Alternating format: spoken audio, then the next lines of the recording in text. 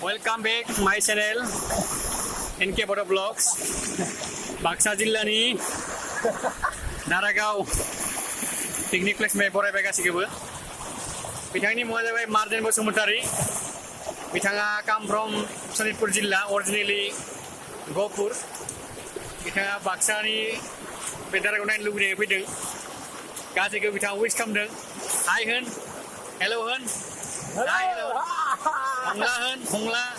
प्रनय खामानि फैबायदि दुगैनो माबायदि मोजां दुगैनो बिथाङा गासैखौबो कल खालामदों बिराद इन्टारमेन्ट सुइमिं खालामनो हागोन रंजानो हामगोन आरो बिनि अनगायैबो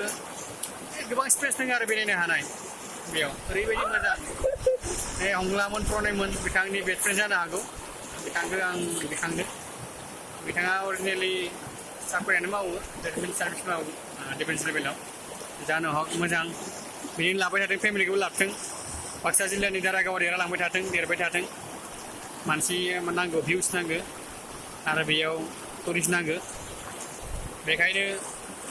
बे टुरिस्टनि टाइम गैया जायखिजाया समाव बेरायफैनो हायो दै मोनखायो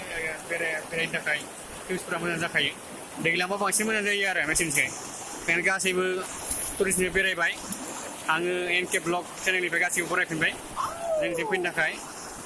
आङो मोखांनिफ्रायनो बादोंमोन आङो NK बड' ब्लग फैबाय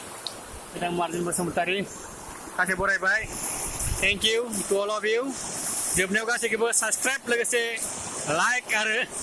कमेन्टजों खालामनो थाखाय खावलायनाय जाबाय जै बर'